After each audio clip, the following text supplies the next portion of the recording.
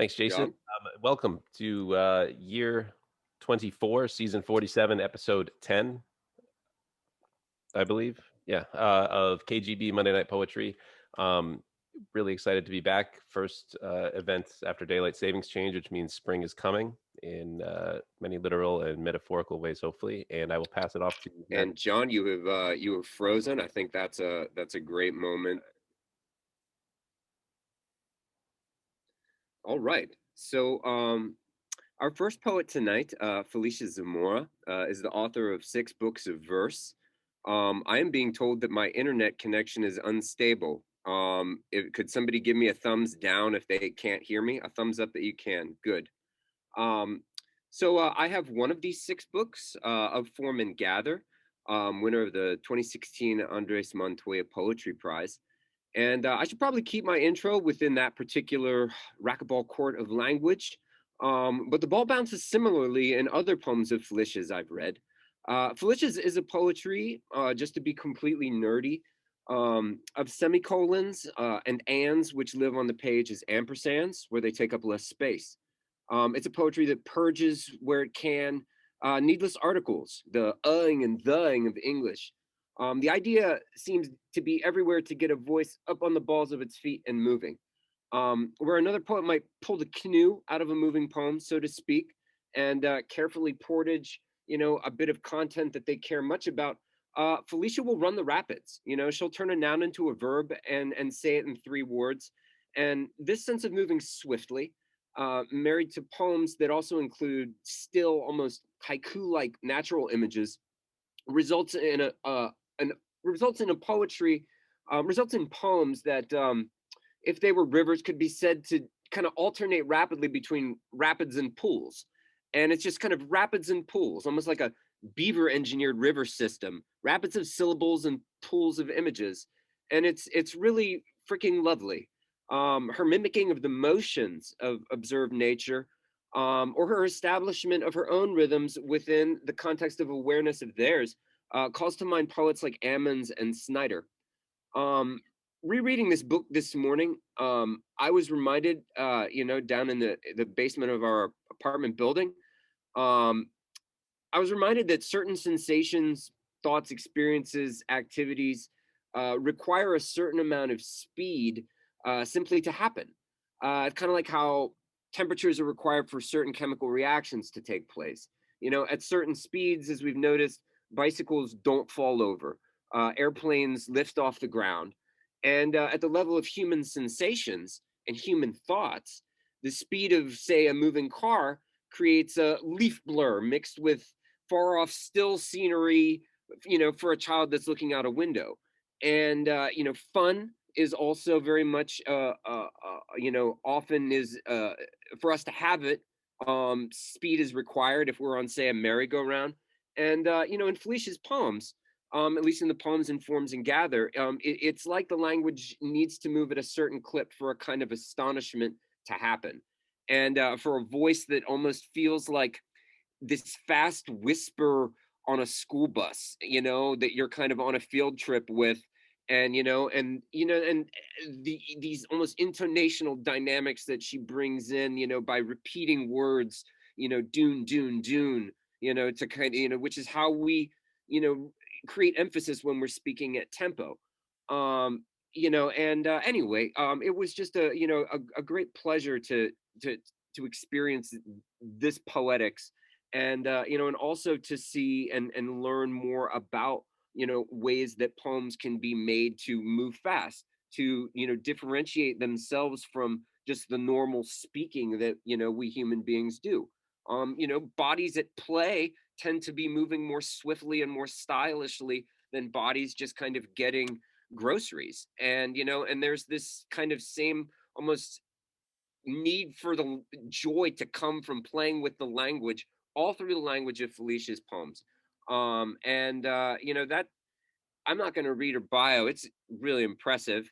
And she is, currently a professor at the University of Cincinnati. She was one of the new hires. I haven't even met her in person because of the pandemic. But I'm so excited to hear her read. And and I'm not a total nerd for some of the stuff that she's doing. So we're happy to have her here at KGB Monday Night Poetry. Let's welcome Felicia Zamora.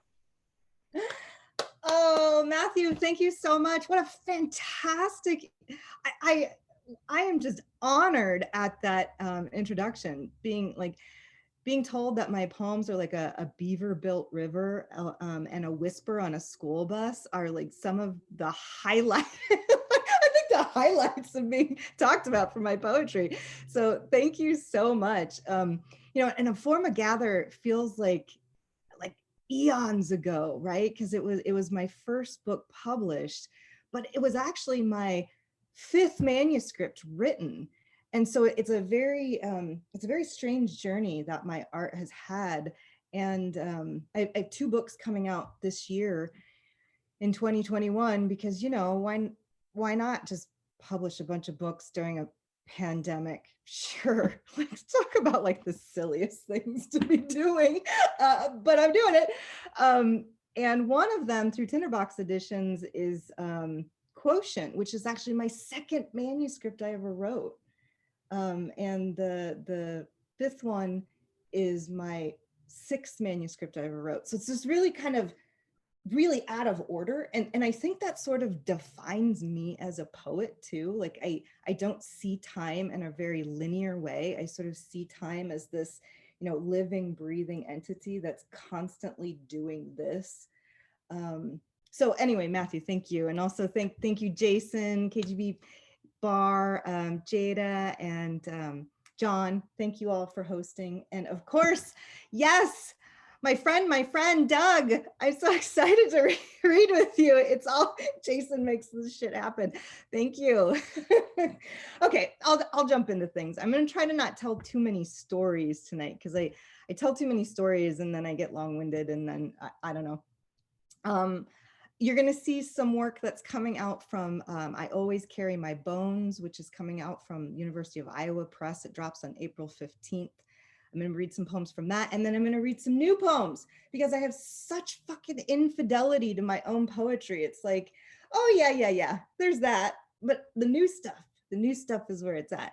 And, it's different. I think I'm setting different evolutionary tracks for myself when it comes to this poetry. You can still sort of feel that pressurization of language that you did of Form and Gather, but sort of in very different ways and very different ideations.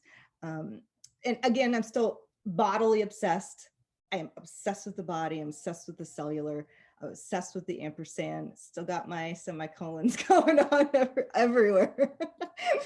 And I think I'm gonna start with the poem that Jason had sent out in the email because I think it really starts to set a tempo of the type of writing and work that I'm doing right now. Bodies and water. I think about my kneecaps, my ear canal, the slight webbing between toes and fingers. I think about brown bodies, my body, how my belly ebbs and sinks and floats and calms in water. I think about Black bodies, about statistics, how 65% of Black American children cannot swim, 60 for Latinx children, 79 from low-income families. How statistics hold history in the sharp end of attack. My brother and me thrown out of swim lessons for causing trouble. Limbs reach and tread lacking know-how. How a statistic takes a term like access, wads it into a crumpled shape in search of any receptacle other than a docket. Our cells contain wet and wombing history of sea and salt in our nervous systems. Our cells crave water and in turn crave equity. No magic equation exists to explain why what's made of water wants water. No need. The human body consists of organs and tissues and hydrogen and calcium and sodium and chlorine and water and water and water and water. Why must my water offend your water? Fuck your count of my offensive features. Labia, mustache, mammary glands, black hair on my nipples, thoughts in my cranium, uterus, hope sown in cerebrum, words readied at tongue. You dominant narrative, a scratched record caught in dilapidated loop. White noise coats ammonia down my throat to attempt erasure. History of attempts. You cannot remove water from water, sea from sea.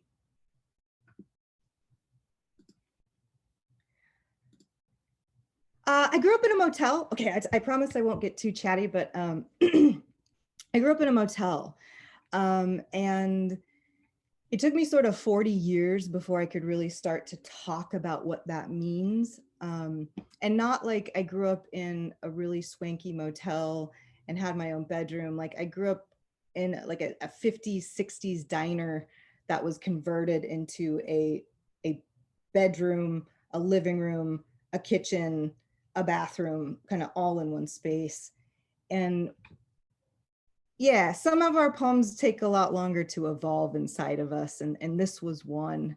And this is where I feel moving from a form and gather into a space that feels much more intimate to me as a human being, and you'll see that in some of these poems. Motel.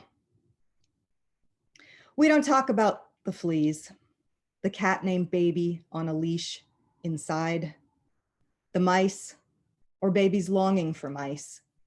The switch to light the motel sign, we couldn't touch. The washer, we couldn't touch. The lawnmower, we couldn't touch. You're not smart enough to work this. The TV remote, we couldn't touch.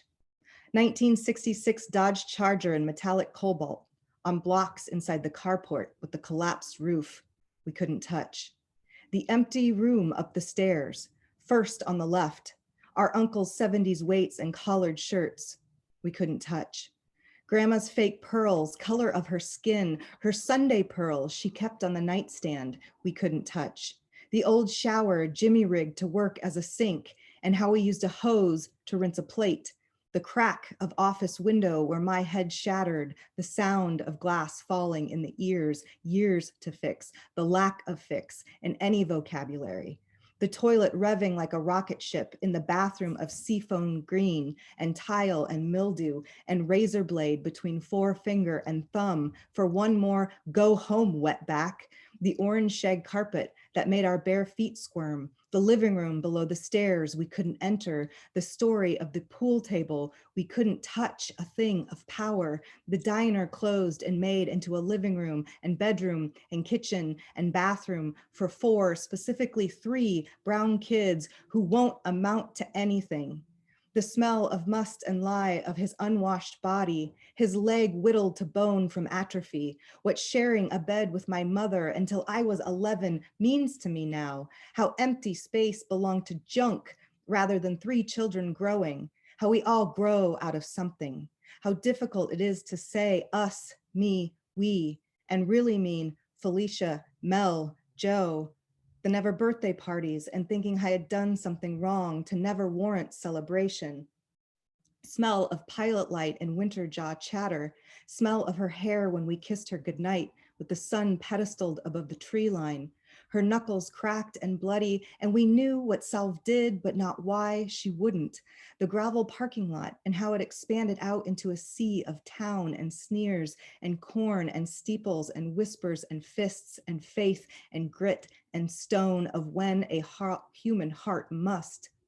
The hinges on a screen door, slightly rusted as a mantra, closing at my back from a distance too far to measure, too heavy to look back. All right, still obsessed with the body, but gonna, well, no, I'm not sure any of these are light. I'm really sorry. These are good. However, it is National Women's Month, and so I'm throwing in some homages to women, to all my women and female-bodied individuals out there. The Bird. Oh, and this is a brand new poem, brand new. The Bird. I leave Kleenexes around the house. A pandemic thing, my partner tells me, and reminds me of Kleenex the brand versus tissues as the overarching item.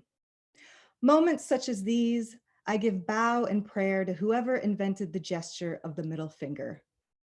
The bird for all you ornithologists.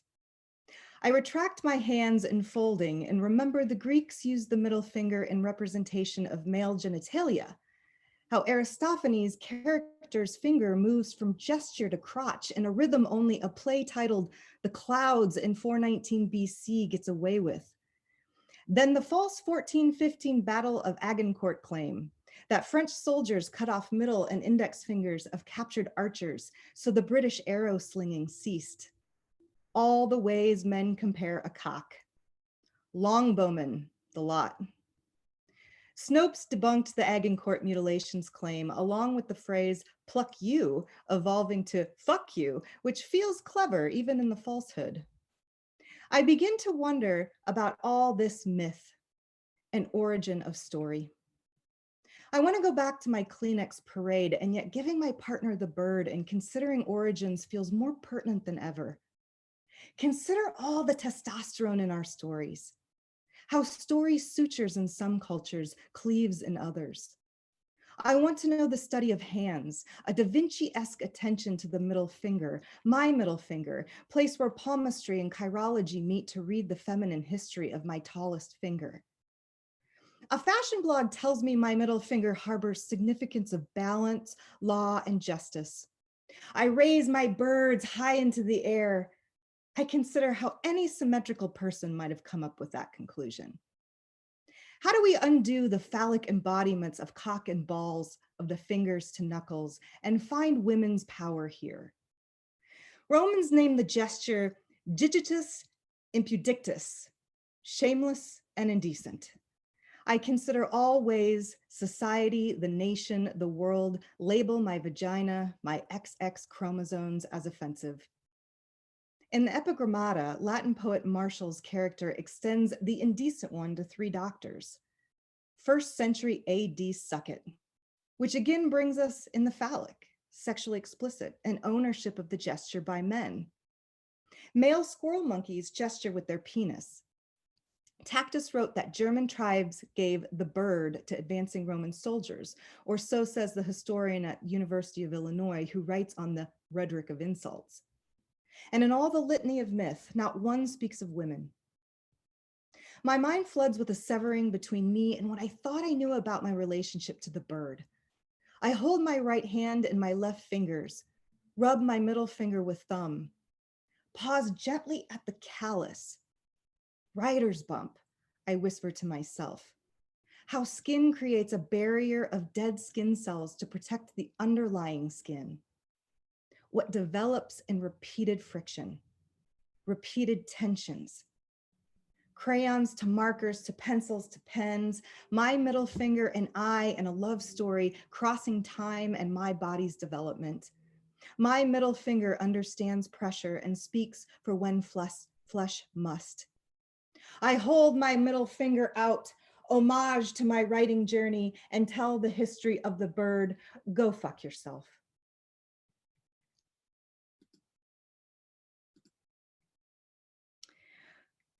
Thank you. Thank you. This one's a new one too. Specifically, well, it's actually in the title, so I'll let the poem do the talking. But Mars Exploration, poem for Diana Trujillo and the Work of Wonder. In the 80s, the term Martian either hit my body with slurs and fists, or cartoony depictions of hungry Alf-esque Muppets or Marvin's Neon Green. How even in galaxies far, far, we can't imagine beyond a masculine invasion. In the 2021 article, Diana Trujillo helps design the rover's robotic arm. Diana Trujillo wonders if we are alone. Diana Trujillo carries the word director in her title as she stands in front of the blue, red, and white NASA sign. Diana Trujillo's headline reads, "From cleaning lady to director for NASA, this Latina immigrant just put a rover on Mars." And I wonder about performance. If the fourth wall crumbles for us or just haunts. I wonder about walls and what a country makes us carry, leave behind. I wonder about documentation, what a country makes us prove beyond ourselves over and over again, a culling reminder. If my name shows up in national print, will my niece write, Felicia Zamora explores poetry to understand gaps in the world. Felicia Zamora knows alone is a symptom. Felicia Zamora carries the word migration in her bones and a university logo in her email signature. Felicia Zamora's headline reads, From toilet bowl brush to pen, this Latina just wrote another book of poems. So what? I wonder how many years scouring the Dairy Queen toilets in Iowa Falls, or palms sliced in the cornfields working underage for the detasseling company by brother nicknamed the Bloody Cock, or days standing in line at the food bank with my mother might surface and define me in a succinctness meant to make me unaware of myself. I wonder how far we go in any parody, any planet, before we see ourselves and wonder what discovery really means. Okay, I got two more pieces for you. These two are a little bit more upbeat. The first one is really, I like to dedicate it to anyone out there who has ever been made to feel less than. And then I'm going to end with a piece that's dedicated to women. So this one is all of you who've made to feel less than, fuck that. Beautiful fault. Let's say I am significant, and how this leads to all possibilities inside and outside the skull. This too, a form of logic and fact, of imagination, as imagining itself into fact. We imagine ourselves every moment. I create I. How we find ourselves in space of each other. How a page waits on tiptoes, on edges for our participation. Do you feel a tension in these inadequate strokes of language? Foundations matter. A lack defines only relative to something other. I am something other, and I love you, regardless of the withouts you labeled me, regardless of your knuckles at my lips and how I've come to know the taste of iron in my blood. And I want to believe that makes me strong. Who gets to decide what without looks like? I ask, but you know that I know. I know how I find comfort in questions you do not wish me to ask about my body, my brownness, relative to you. Relativity used to be a game. In grammar school, you named me Greasy Spick. You named me Dirty Beaner. My vagina, Taco. You slashed words at my body, a game you thought to play me, to pock me, to shut me up by gouge. And in the shower, I'd pick at the holes your words carved from me, place each scab on my tongue and spit it out. Each scab torn to deepen the scar. I want to remember in the mulberry trees, my brother taught me scars are wounds that bear memories, gifts of resistance. He squinted in the use of the word gifts. What he meant was, it's not my fault that someone hates me before knowing I exist. What he meant was, a fault exists in the vault of every universe, and my body is welcome there. What he meant was, if we fracture a system long enough, our voices build a neoteric system with our voices inside. And what he meant was, the lived faults of me gather year over year and make me whole and love me. And make me whole and love me. What he meant was, we conceive ourselves first, fact, and tailor the world to hear us. Tailor the world.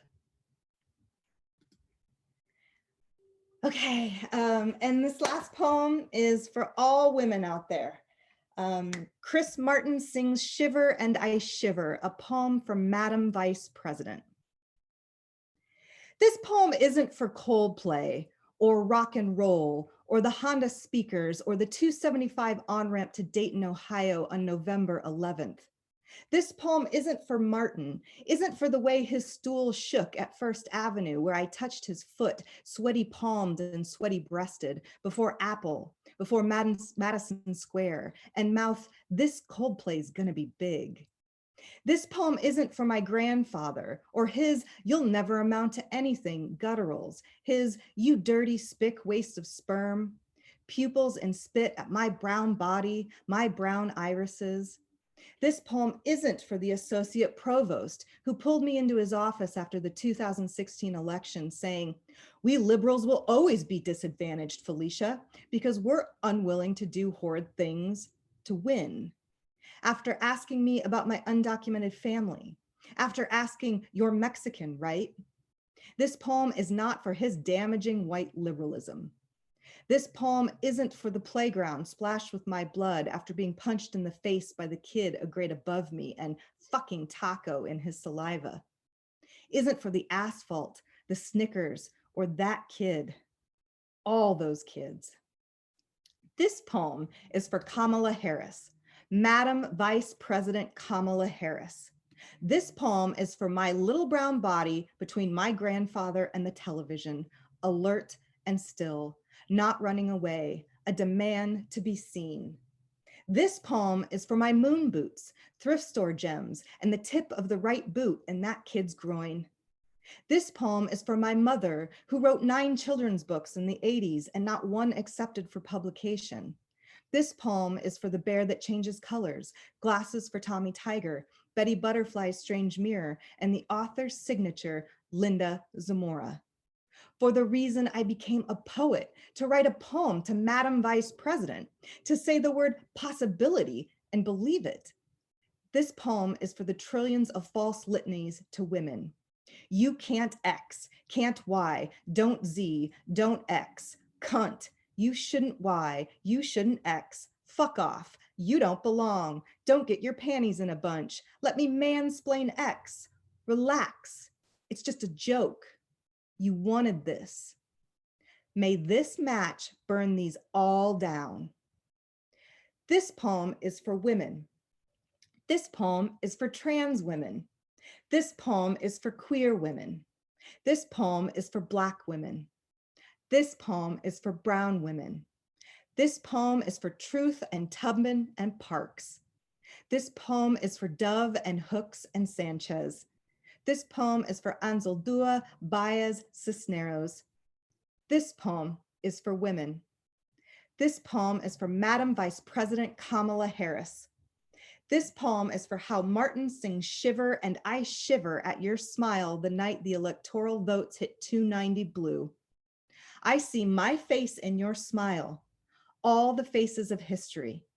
I shiver for history. I shiver for my smile inside your smile.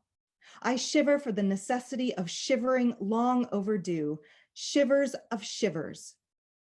This poem is a guzzle. This poem is a guzzle because it's a worldview. We stitch the stars down to earth now. We stitch the stars deep inside the soil of us, cells, saltwater guts.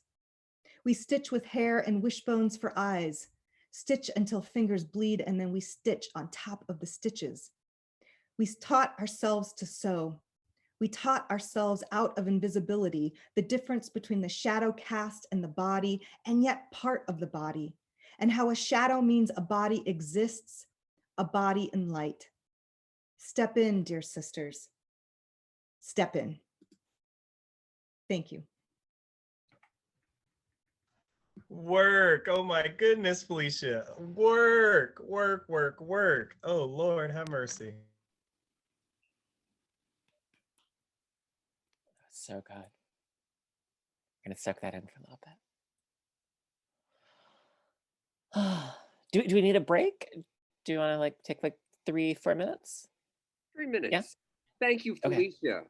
Thank you. Oh, that was amazing. Thank you for bringing Yeah. so much energy. I just need to say before we go on break, absolutely excellent. That was so beautiful. Thank you. It Thank was so you. beautiful.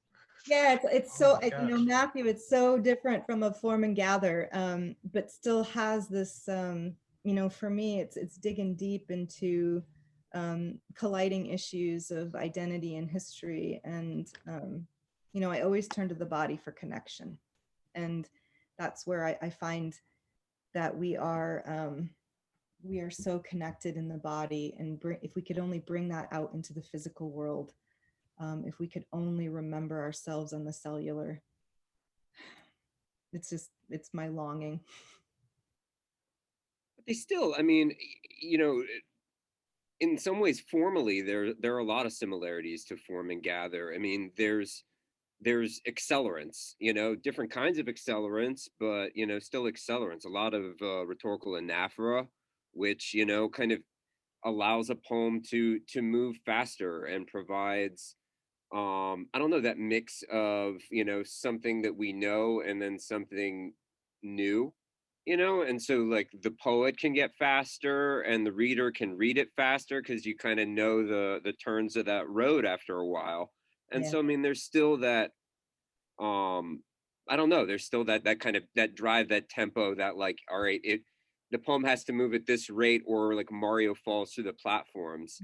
um so I, I, I'm gonna go to the bathroom. But you know, on that note, yeah. But thank you all for being here tonight and listening and being here for poetry.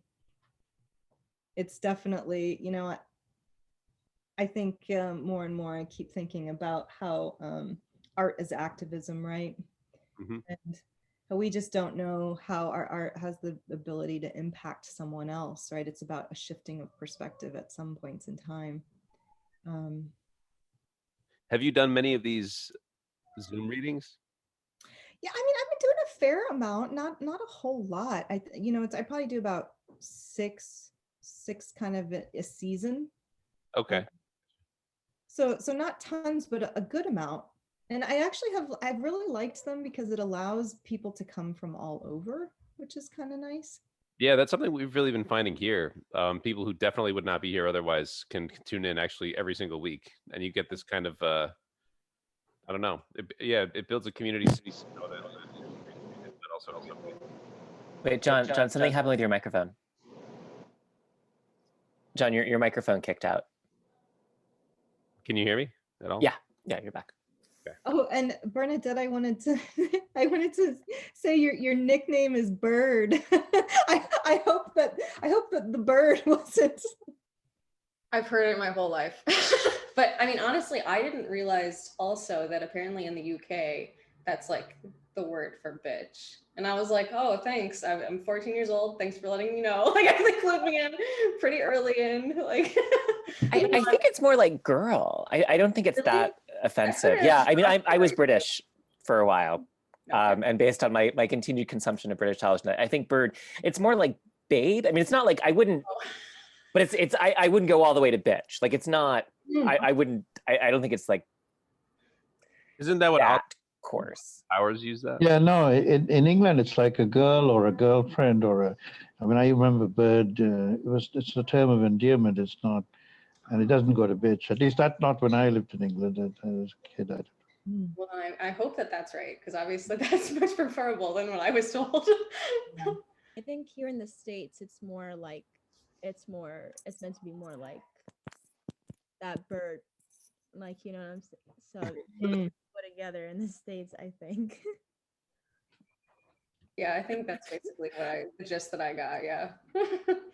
I was once at a lecture on Irish literature, and someone read the ending of a story, and it had the C word in it, C-U-N-T, like, and it just like, it was like, and then there would be no more C's. He realized he'd be alone, and it kept like coming and coming and coming, and everyone was just horrified. And we're all just sitting there like, and she's like, oh, it's just slang for guy.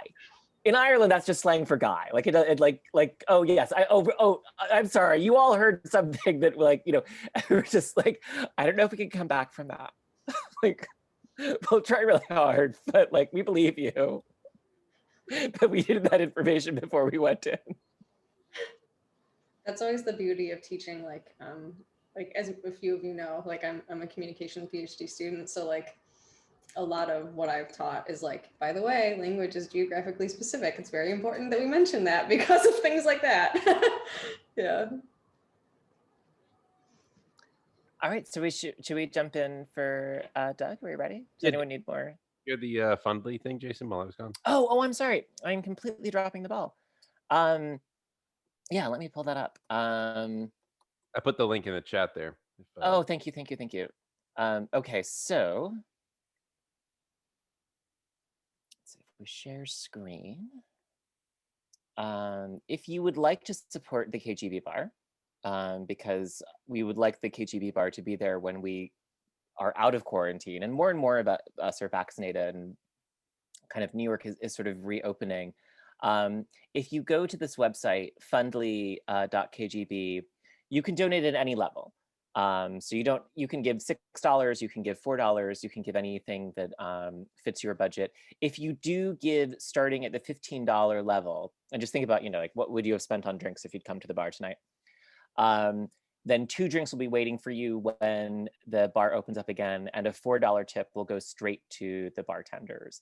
So we're a little worried about Seiji, who we love very dearly, and we're looking forward to seeing him. And so if you give at one of these levels of $15 or above, that will keep the employees there.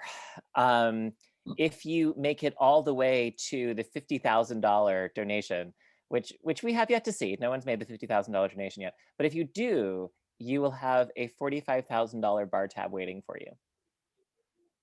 And so we're hoping that someone very generous is going to make the $50,000 donation and then just buy us all drinks it also for the rest of time.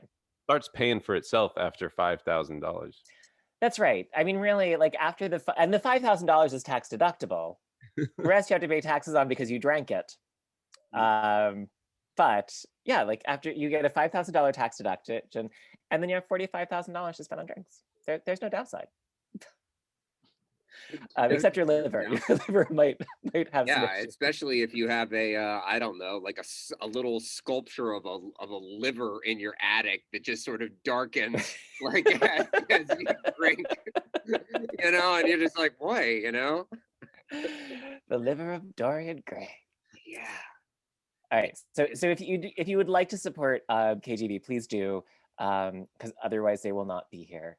And tonight is actually a little bit of a Red Hen press reading, because Doug and Felicia and I met at AWP in San Antonio, and we all had books coming out at the same time. And I've been really lucky in my poetry life that I kind of always, it doesn't happen all the time, but enough times to sustain me. I've met little cohorts of people who are the group that I need at the time that I meet them. And Felicia and Doug and I have been kind of on a little journey together. And so the reading that we met at is one of those AWP readings that as a place that's not really designed for poetry. There are a lot of people who are eating and talking really loudly, and there's a stage and there's a microphone, but for some reason, the audience for the poetry has been placed on the other side of the restaurant, so that between the stage and the audience is a sea of incredibly loud people. And it feels like a dream where you've kind of come home, but no one knows who you are, or like you're delivering a lecture on James Baldwin to a class, and about half an hour in, you realize that you're actually delivering your talk to an Algebra 2 class. But in the midst of this very noisy, strange, culinary, eccentric joint, I fell in love with Doug's syntax. Because even with all of the interference, Doug's understanding of how to shape a sentence across a line and the stanza came through with incredible clarity. Doug's sound work, and I urge you to listen for his sound work, is phenomenal. And I noticed that Matt picked up on Felicia's pacing as well. And so I'm wondering if there's like something, we didn't compare notes, but we're picking up on the same thing. So maybe there's a theme tonight. The sound work is phenomenal. His pacing working back and forth between a cool slide and a sharp staccato, often allowing one to draw out or punctuate the other. Listen to how the double stresses form a kind of inverse anapest in this line. I want to spray paint a black fist over that flag. I love particularly his moments of the 3 strong stressed syllables in a row, as in chest shocked rocked, or 6 dicks length, or let me run. Doug's poems are sonically rich and deeply felt. Douglas Manuel was born in Anderson, Indiana. He has currently PhD in literature and creative writing. He has served as the poetry editor for Goldline Press, as well as one of the managing editors of Ricochet Editions. His poems were featured on Poetry Foundation's website, have appeared or are forthcoming in Ziziva, Pleiades, Poetry Northwest, Los Angeles Review, all the places that you want them to appear. His first full-length collection of poems, Testify, won an IBPA Benjamin Franklin Award for Poetry. In 2018, he traveled to Egypt and Eritrea with the University of Iowa's International Writing Program. And in 2020, he received the Dana Gioia Poetry Award and a fellowship from the Borchardt Foundation Center on Literary Arts to travel to San Cristobal de las Casas, Chiapas, Mexico to write. Please welcome Douglas Manuel. Oh, I can't even. Honestly, Jason is such the homie and somebody who I look up to. Honestly, I feel as though as soon as you start talking that I need to turn my brain on right then because I'm about to learn literally every time. And your introduction did the same way, did me the same way. And for you to talk about my syntax and sound work, like, those are things I care about the most. So thank you so much. Thank you so much. It really means the world. And yeah, no, I'm still PhD in it. So I'll be defending on writing a Dission tumor. Yeah, so it's kind of a trip. It's kind of a trip because I'm one of those in the program that I feel like I've kind of lived there at USC. So like life without it, which I can kind of see now, feels so foreign and strange, but I can kind of see it. So there's things afoot, as Jason said, things afoot. And then I also want to thank Felicia because Felicia's incredible and a lot of things that have happened awesome for me, like at the Piper House at ASU. All these things happen from Felicia. So Felicia's just so lovely. And those poems, you destroyed me. I have so many quotables. Why must my water offend your water? Shut up. Alone is a symptom. Shut up. I'm so mad at you. And I mean, even hearing you talk before I went to go pee for you to, be talking about art as activism, but we don't know who we're going to affect or move. Like, I just love you as a person, as a thinker. And honestly, like Matt said, hearing about you get the Cincinnati gig was just like, yes, yes, yes. So congratulations to that. And then, I want to give mad praise and respect due to KGB, to Jada, to Matthew, to John. Like, honestly, this is me being a baby poet like I am, to be in these kind of rooms always kind of makes me feel like I'm hanging out with the cool kids. Like, I want to like look over my shoulder and, Yona being in the room too. I'm like, oh my God, I'm like hanging out with people who are so, the people who I read and teach. So much respect due, y'all. So much respect due. You guys are amazing. So yeah, I'm gonna I think that's it for the thanks. I'm gonna push my timer because my poetry prattle is a problem. I'm gonna try my best not to go too far into it. So I'm gonna push start now. I'm gonna read a little bit from Testify. I have a new book coming out here soon. I actually have to send it to the press pretty soon, and that's kind of intimidating. You know how second books are. Can you see my face? I'm kind of nervous. But yeah, so I feel empowered by Felicia reading so much new work. So I think that I'll only read a little bit from Testify, and then I'll read a lot from the new book, new manuscript, Trouble Funk. And I'll let you guys know what you need to know as far as like poetry knowledge and inside baseball and context for that when we get to it. So yeah, I'm gonna push start now. And so yeah, I always read the almost the same poems from Testify, which feels weird that it's been out so long. I mean, goodness, I think when Testify came out, these grays weren't there, which is kind of whack. But thus is life. So yeah, this is the first poem from Testify, and a mentor once told me that the first poem in a book should be like a handshake. So think about how you want to shake up with somebody and think about like all the shakeups you didn't have in your life. So, hey guys, what's good? This is me shaking up. Loud looks. You better rap, my brother says. He can beatbox his ass off. Got DJ scratches and spins. We'll drop it on the 2 and the 4, the 3 and the 4, whatever you need. Me posing my bars. My flow's a second to none. Come here, son, and see how it's done. Wanted to be a rapper? Check. Thought I was going to the NBA? Check. Father went to prison? Check. Brother too? Check. Mother died when I was 8? Check. Hung pictures of Luke Perry on my bedroom walls. What? Yep. Give me a bit and I'll sprinkle some subjectivity on it. I love that dude. His whisper voice, his lean. My auntie worried on the phone. Girl, he got some pictures of some white boy hanging all over his bedroom walls. Me rocking out to Tom Petty's You Don't Know How It Feels. Silent head nods do more than throw shade. All Black people are fluent in silence. A mangled James Baldwin quote. Well, let's keep wrenching. Everyone's fluent in silence. You know what a switchblade glare means? No need to read the look my auntie gave me as those white man's lyrics flung out my mouth. Where to go next? Well, Jason quoted from this one. So I think I'll read this. I don't read Washing Palms that often, but yeah, since you hit the quotable for it and gave me some tactical props, thank you. Yes, so let's go. Let's do Washing Palms. So the only thing you need to know about this, and I guess this will help set up a little bit from Trouble Funk, is my father is now, because of complications with diabetes, doesn't have both his legs from the knee down. My father did a 16-year bid for selling crack. So he fell a victim to the crack epidemic. And oftentimes I talk about, and I'm sure I'm talking to people who all know this, but you know, the language in which we talk about the opioid crisis versus the language in which we talked about the crack epidemic is always something that has a baby of that generation I can never ever forget. And it's hard to sometimes feel the sympathy that often other people have when they think about the opioid crisis. When I think about that, and when I think about my father doing that bid, and when I think about my brother doing that bid, and when I think about everybody still sitting down from those bids. So just something that I wrestle with a lot. Here's Washing Palms. When the junkies my father sold crack to got too close to me, he told them to back up, 6 dicklings.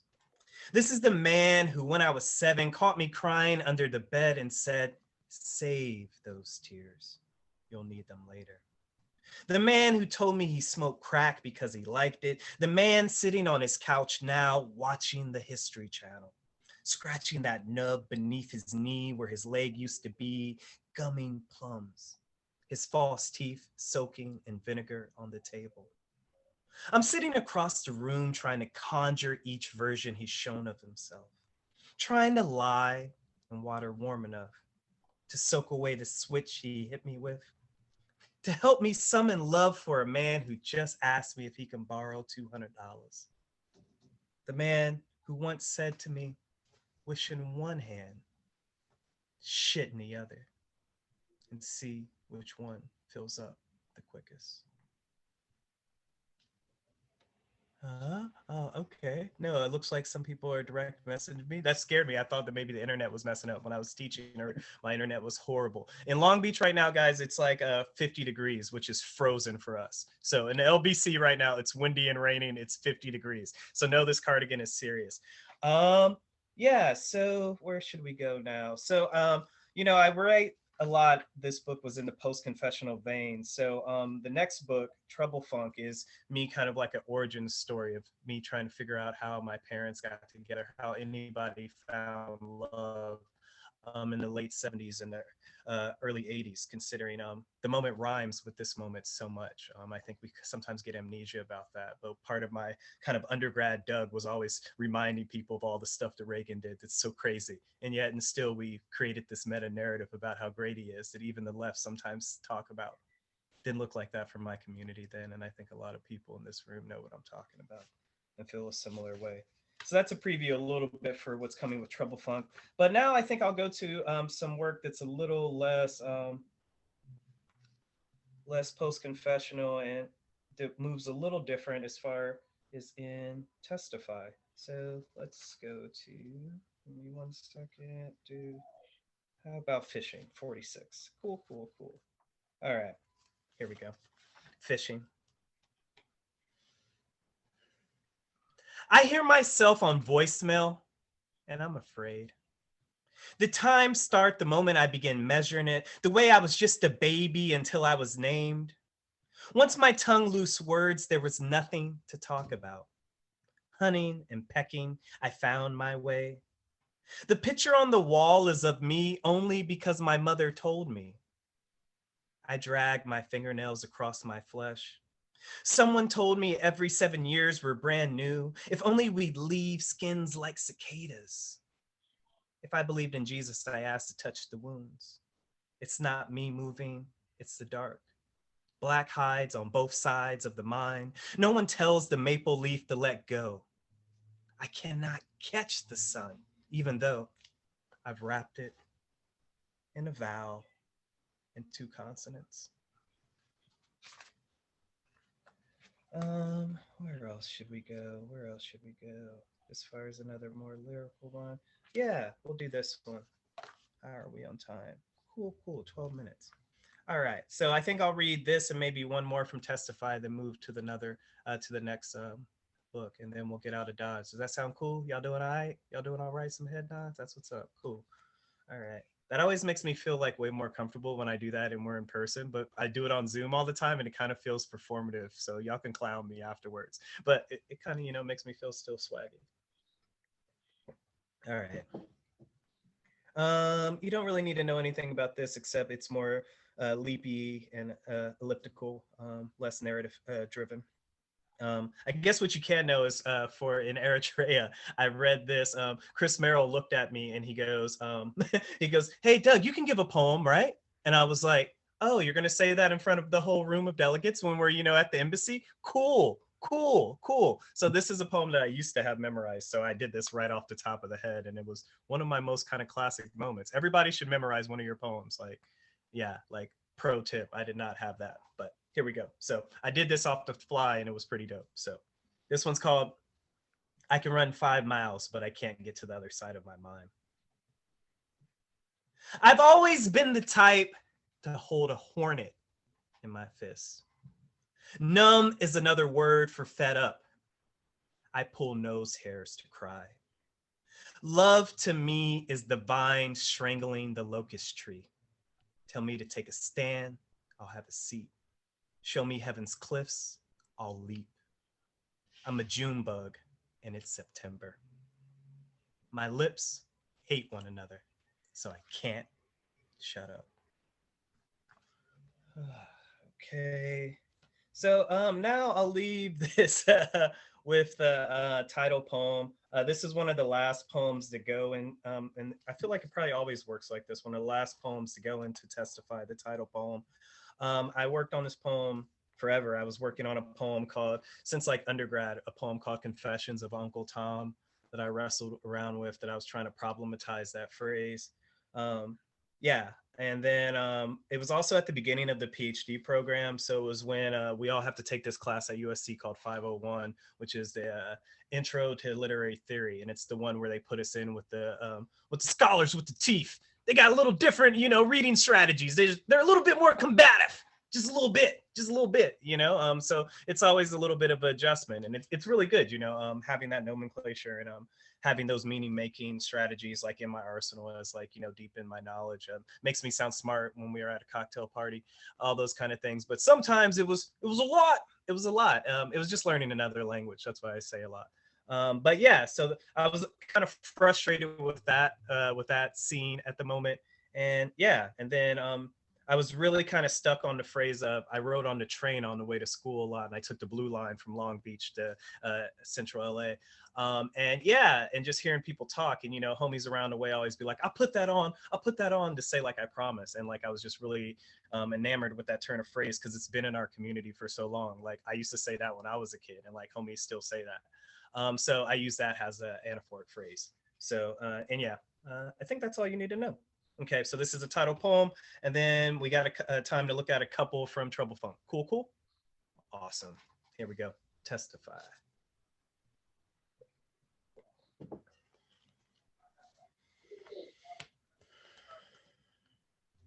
I swear on the melody of trumpet vines, ants feasting through animal crackers, Burt's Bees, Tyler Perry movies, my daddy's 38 slug. footy socks inside high-top Jordans, disidentification, drag queens, blonde dreadlocks, headstones, salt and pepper in the grass, vanilla wafers and banana pudding, Zeus swan chasing, blunt guts, sharp thumbnails, keloid scars, cash-only bars, R&B songs on what the pot called the kettle. I put that on my mama's good hair. I'm playing solitaire with a phantom limb, the white woman I go home to, my auntie's face when she says, you know, he always loved them pink toes. I put that on everything, on the signifiers I gobble up, candlesticks blown out by whistling lips. I put that on records scratched on downbeats, empty beehives, fresh fade head slaps, hand claps, bamboo shoots, liminality, mestizos, and that black crook of my arm. I put that on split sternums, on you can't save him now. I put that on skinny jeans, get rich screams, gotta get that cream, know what I mean, on freckled black faces, leafless trees throwing up gang signs, phlegm hawked onto the streets. I swear I catch more stones than catfish. I lose more collard greens than sleep. I think there's nothing down here but us darkies, high yellows, red bones, and cocoa butters. Someone, no, everyone has jungle fever. Don't touch my forehead, blonde as moonshine, mute trombone choking. I post that on Instagram. Post me to the endless chain of signifiers. Strawberry gashes on kneecaps. Let me get some dab. Newports, cools, and folding chairs instead of bar stools. That white drool caked on your face. Mommy, please wipe away the veil. I thought I was passing into the eye of the street lamp. I swear, I promise on fawnless palm trees, long pinky nails, 16 years, served 8, Miss Addie's red bean and rice, old dirty bastard, and the brother on the cream of wheat box. It don't mean a thing if it don't buckle your knees. Open your hand, I'll give you a song, give you the Holy Ghost from the preacher's greasy palm. When he hit me, I didn't fall, felt eyes jabbing me and tagging me. Oh no, he didn't. Give you the arm from the small of her back. I put that on double consciousness, multiple jeopardy, and performativity.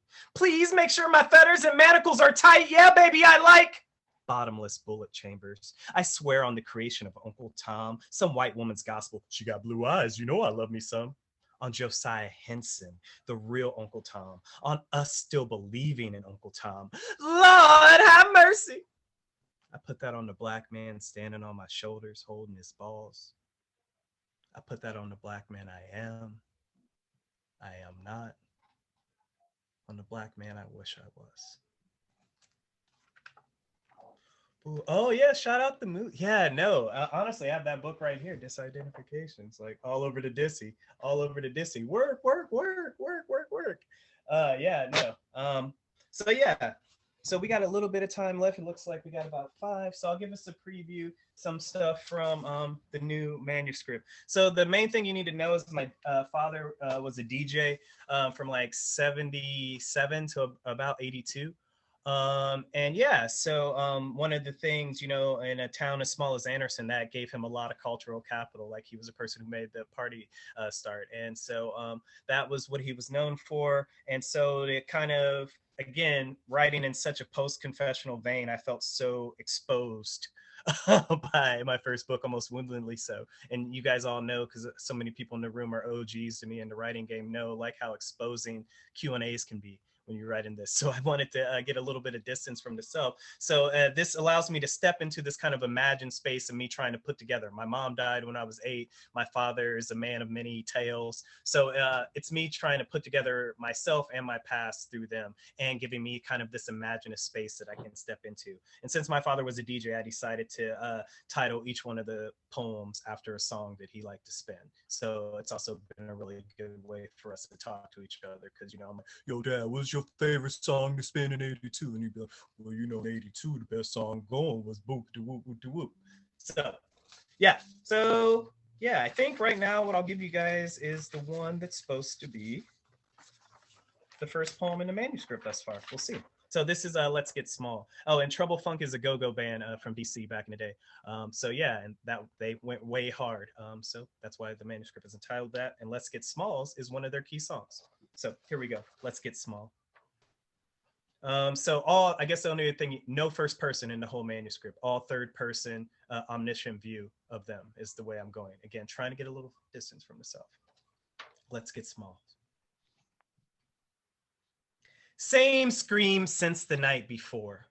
She's locked herself in the bathroom. He's holding up the door with his back. Another job gone, the song of another woman all over his lips. Caught, she could taste.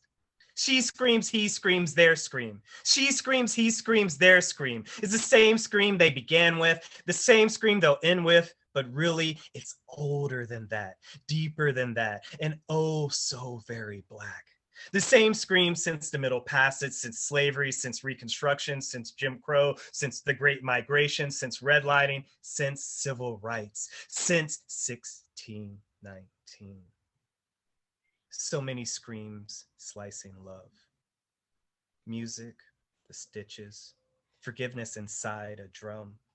He walks to the record player, puts on their song, the times 4/4 hard on the downbeats. Staccato, something to dance to, something to survive through, something to die to. The bathroom door sighs open, a mouth full of silence. All right, how we doing? 2 more. It says 3 more minutes. I think I might be able to get 2. Oh, I'll do like one of the ones that's the most recent. One of the most recent. Here we go. Here we go. Oh yeah, and the same scream, of course, like without Moten's in the break, I would have never got there. You know, when he draws that line of that Coltrane's sax is the same scream that Frederick Douglass did when he finally let the overseer get that business. That he should have been got that business before then. But yeah, that same scream.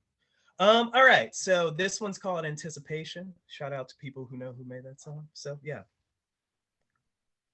Sometimes the lights would shine just right. Wrap them up all tight as they slow grooved, the beat ingrained in the sway of their hips. Release from the workday week, from never being good enough, from being passed over, from being overlooked, from being left out, from the mounting glare that rode you from the time you left the house until the moment the door closed behind you, announcing you home. Love can rise like bread, can spin like a track. Music can give everything back that you lack. That's what they hope. Only the problem is, it won't stay like that. Won't stay like that. Oh, to be the record left spinning, spinning, spinning, instead of the song stopped and paused. All right, one more and then we'll get out of Dodge. Oh yeah, so I guess this will be good. It's another pretty new one, fresh off the press for this. And thank you guys so much. I mean, again, when Testify came out, I got to read KGB and it was still in person and Cornelius Eady was there. And I remember it was another moment kind of like now looking at all y'all faces on here where I was like, oh, wow, we get to play ball with real poets right now. So thank you for letting me play ball with you real poets. It really means a lot. I'm humbled and honored. And so what do the lonely do at Christmas? So many people in my family, this is one of their favorite songs. And I had talked a little bit about the crack epidemic. And so this is kind of about before it came. It hit on the coast first, and in Indiana, it didn't get there until like almost around like 86. So at least so reports my father. So yeah, this is kind of about that a little bit. You'll catch. And thank you guys again. Really means the world. Let me stop this so this doesn't make noise. All right. What do the lonely do at Christmas? At first, it was just a rumor, something far away, and invisible, but not on the way. Kind of like the hand of God, his wrath, retribution, justice. At first, it seemed like a good idea, a way to make the party never stop, a way to keep dancing, to keep the song going, the record spinning, the money coming in. The money got so fast, so big, so fast, so big. There was so much money that got so fast, so big. It wouldn't last. At first, it was so very fun. But then there were guns, and the guns got so big, so fast, so quick. The guns got so big, so fast, so quick. The guns got so big, so fast, so quick. There were so many guns, and the guns brought blood. The blood, there was so much blood. The blood spread so fast, the bodies, they were addicted. He wasn't addicted.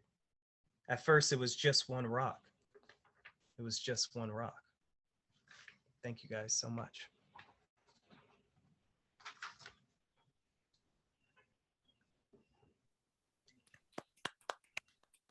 Woo! That new manuscript, Doug. Mhm. So fire, so hard. Mhm.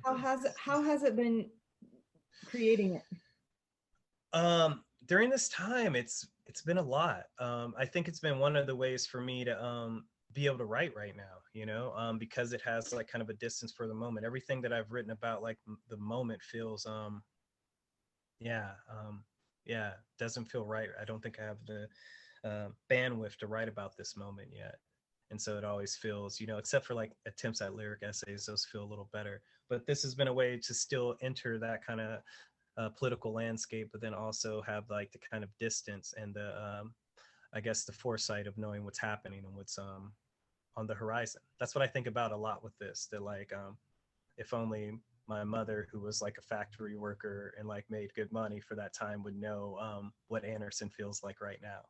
Indiana, I won't forget, was one of the first states that called their election this last time, and we know which way they went.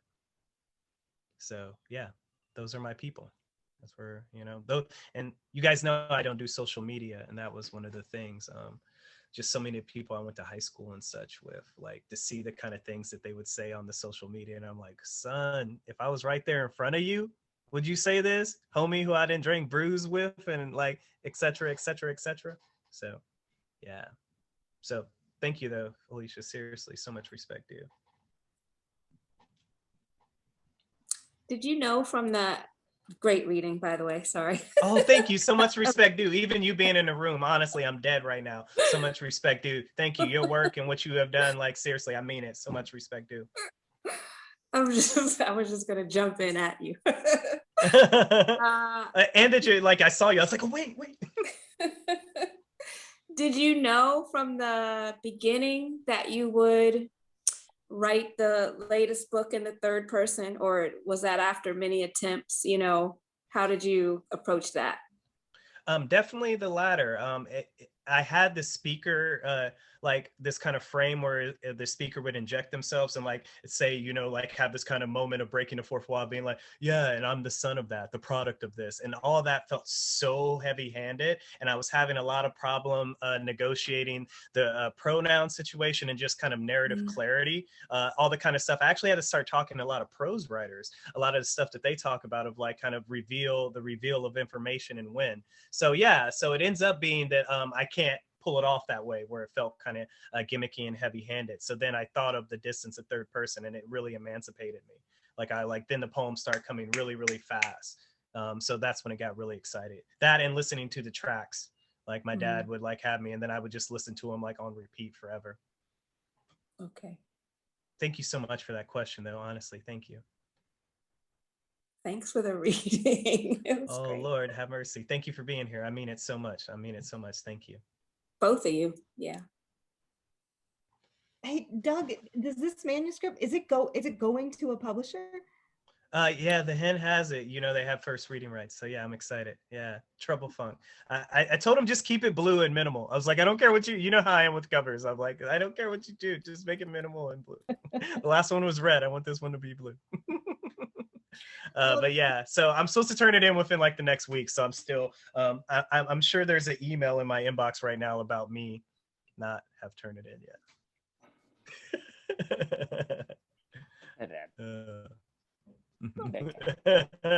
Yeah. But seriously, Jason, like, thank you so much for making this happen, like reading in front of all y'all, like so much respect, dude. Like I said before, I mean, so many people in this room are people who like I read and, be telling my students like, like, oh my God, I was reading and look who was in the room. So seriously, thank you for making this happen. Well, this was so wonderful. Thank you. Thank you both for being here. I mean, this is just brilliant. I'm gonna say who's reading next week, and then I'm gonna stop the recording for YouTube, but then we're gonna hang out here off the record. So next week you're gonna want to come back. People talk to each other. Wait, I'm gonna mute someone before I say it. So next week you'll want to be back for Kazim Ali, Benjamin Garcia, and Yeli Kamara. The link that got you here tonight will get you here next Monday, and we'll get you here for the rest of the Mondays of the season. And if you're not on our list, then give us your email so that you can be on our list, because we're pretty good curators.